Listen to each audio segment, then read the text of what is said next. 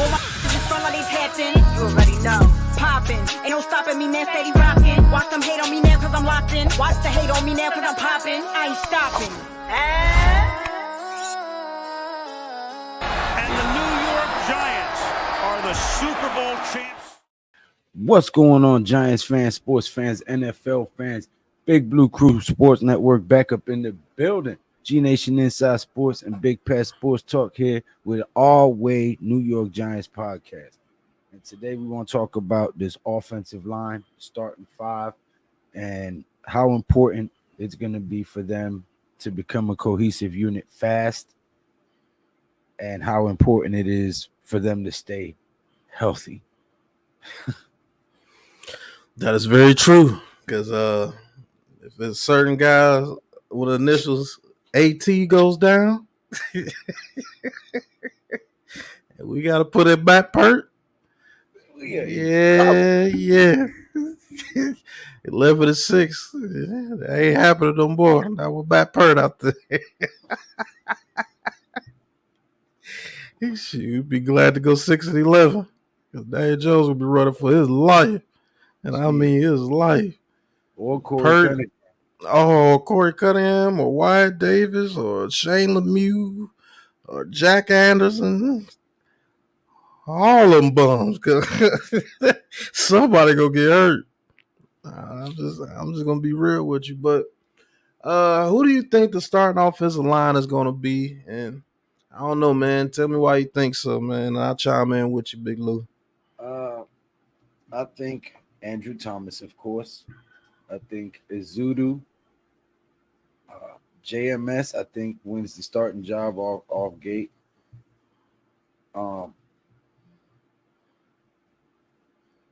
Bredesen and Neal. So you're saying Andrew Thomas,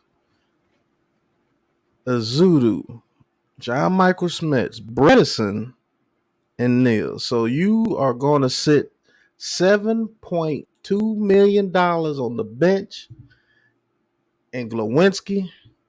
That's what you're telling me? You're going to put Ben Bredesen at right guard and let Izudu handle the left guard position, who has been very suspect with his feet and his technique.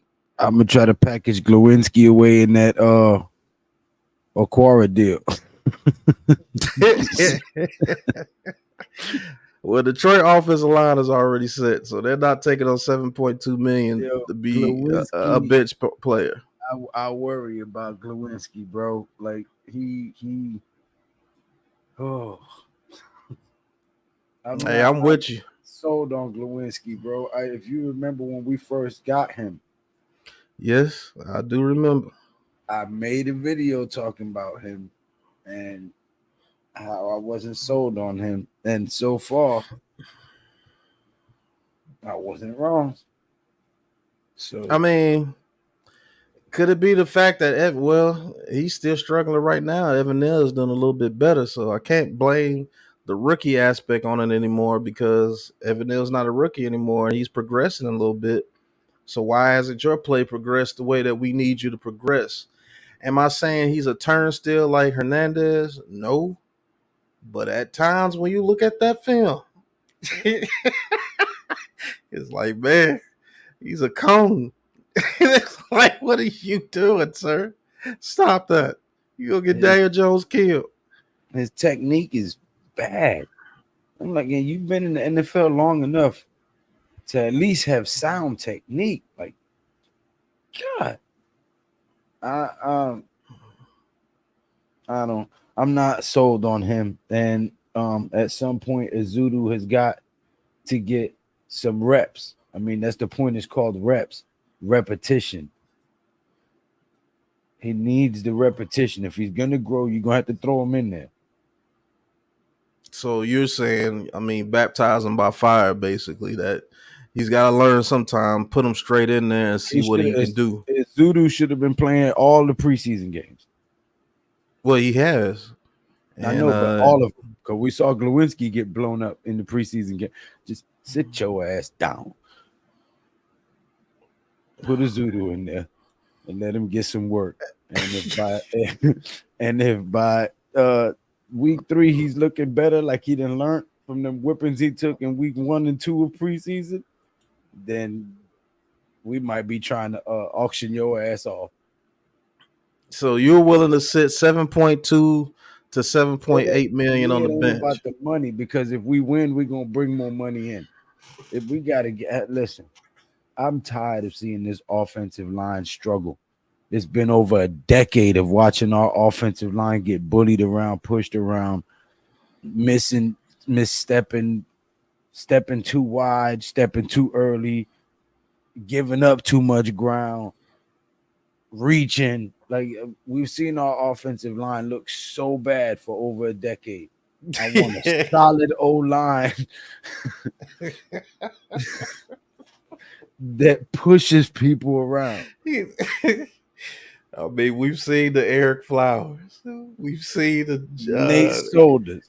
the Josh Harts, the Nate Sodas, the Patrick Obabes, the Billy Prices, the John Feliciano, the Shea Lemieux, the Will Hernandez, the Matt Perts.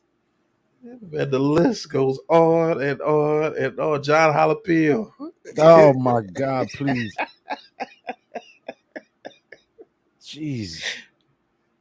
It's been some bad offensive line play with the Giants for a minute. And the list of those names, Lord have mercy. No wonder we've been in just peril for like the past 10 years, man. That's why I'm like, listen, Kim, Pat, we've been doing this for a minute now. Last year, I wanted Linderbaum. Year before that, I was screaming the other center, right? Like this year, I'm screaming JMS, right? We finally got him, though. We got him. But I've been screaming this shit for 3 years. So, and when they finally listened, it looked like we struck gold because John Michael Schmitz looks like the real deal. Speak about John Michael Schmitz a little bit, man. How you feel he's going to go against this NFC East opponents, man? The Allen boys over there in Washington. You got Mozzie Smith and Hankins over there in Dallas. Uh you got the Eagles defensive tackles and Carter and the other boy Jordan. I forgot Jordan something. And Fletcher Cox still there. I mean, how you think he fares against the NFC East? We got nothing but beast over here, man. Defensive tackle game is on lock. I I think think they should be worried about John Michael Smith instead of him worried about them. After they seen that boy running all the way to the end zone on that block, I think the whole NFC East was put on notice in that preseason game. It's like, oh, Ricky down there blocking all the way to the end zone. Okay. Well, I will say this: he has been battling Dexter Lawrence, although he's lost plenty of those battles. Yeah, but how many Dexter Lawrences are in the league? Right. Right. And that's why I think he's gonna be ready. Because when you face a monster of that caliber every day, Iron sharpens iron. Man, shoot, Dexter Lawrence is like Animania. he like Wolverine metal going against you. It's like that. It's ridiculous. You see this big monster coming at you in practice all day long, laughing while he beating the hell out of you. His film of How the fuck are you doing a dance like that after you just put me on my ass? But well, we just got no ads. Hey, it is what it is, man. It happens all the time. But I don't see him struggling, Lou. I don't see him struggling in the NFC East. I actually see him being one of the better parts of this offensive line. Second behind Andrew Thomas, to be honest with you. I think he's further along at his position than what Neil is at his position. Because he came out at age 24 and a half, and now he's 25. And he's just got he has his grown man strength already coming into the NFL. He has a grown man mind already. He has his grown man strength. He was trained over there at Minnesota, and that's what they do with their offensive lineman. They train their offensive lineman pretty well. He just has the athletic ability to back it up. In Neil's defense, he is switching from left side to Mhm. right side. So, but yeah, I do agree that JMS is further along, and I agree for that reason that he's 24 and his strength has developed a little longer. He's coming in basically a grown man against grown men. He's not coming in a Yeah. young man against grown men. Yeah, when you look at him, you can just tell that he's ready, man. Pause. But you can look at him, tell that he's ready to play. Um, I think he knows what he's supposed to do. Now, will he miss a couple of blocks this year? Yes, he's a rookie. I don't care how ready you are. Jumping from college to the NFL, there's a difference. But Yeah, can you imagine him getting a full grown man off season after this year? Oh man. Now him and Dex might be battling for real. And Dex, he might have a little competition, Quisha. Next year when he get his grown man strength in there more, I don't know. and I know this video is not about Barkley. This video is about the O line, but the O line and the running game are hand in hand. They are married. Okay, they are joined at the hip. Okay, so if this O line turns out to be what we're all hoping that it can be, then the question becomes, what is the Giants' intentions with Saquon Barkley? Because if he puts up massive numbers this year and helps us get at least division championship, NFC championship, now we got to figure out what we're doing. Well, just to go off of what you're saying about Barkley, I'll say this, and it could be breaking news on your channel. If Saquon Barkley has another good season, he will save the running back market. Whether it will be here with the Giants or in the trade with someone else, he will save the running back market. Reason why is because he is Saquon Barkley and he's been put in the national forefront. I The face came of it. back. Yeah, he's the face of it. I came back again and did what you said I couldn't do 2 years in a row. Stay healthy and put up stats like I did in my rookie year. And if he does that 2 years in a row, there's no way that the Giants can tell him, no, we're not going to give you what you want. Unless he asks for something outrageous like $20 to $22 million a year. But if he comes back and asks for the 16, 17, I think that puts Joe Shane and the Giants in a position where, what can you say? He did what you said he needed to do 2 years in a row with his back against the wall, with no contract. You can't, anything that you give him that what he's not asking for, if what he's asking for is not outrageous, it's going to be considered low balling and you're going to look like a total, you know what.